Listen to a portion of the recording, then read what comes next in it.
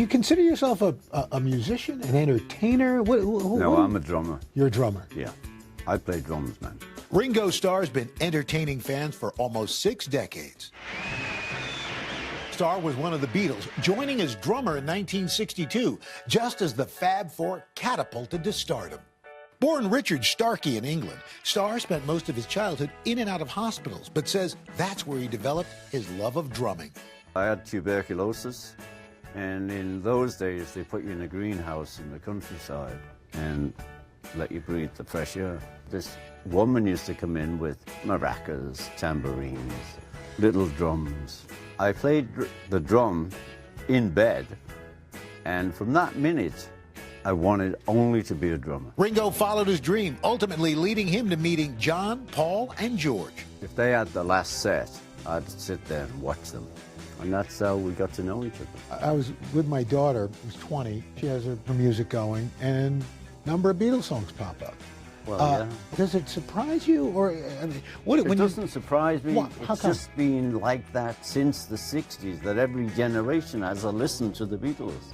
And we're still recognized as quite a good little band. Also a good little band, Ringo Starr and the All-Star Band, an impressive group of hand-picked musicians touring the world. You've got the All-Stars now. It's been 30 years. 30 years I've been putting it together, yeah. Did you think it was going to last this long? Well, you don't. You don't think, oh, it's going to last 5, it's going to last. You just start putting it together. What's the most fun about this? The fun is playing. I get on that stage and everybody in that audience knows I love them. And I know they love me, and we have a love fest.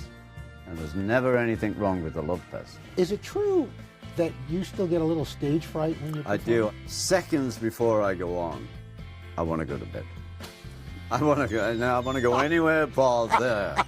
And then I run on. Once I run on and grab the mic, I'm fine. Any pre-show rituals you do before you run out?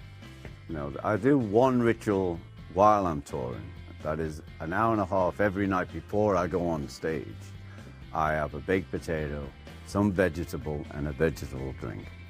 And that keeps me settled. On July 7th, Starr celebrates his birthday the same way he has for the past 10 years, by asking everyone to take a moment at noon for peace and love.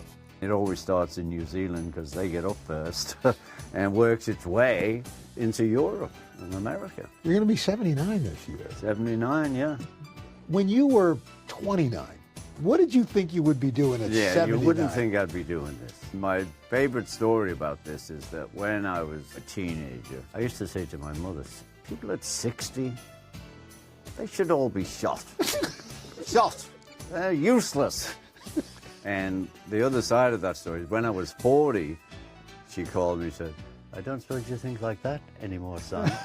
Said, no, I don't. And then suddenly you're 60, and now I'm heading for 80, for God's sake. What's the secret? There's no secret, is there? No? Just, I'm still here. That's all I can do. Thank you. Peace and love, everybody.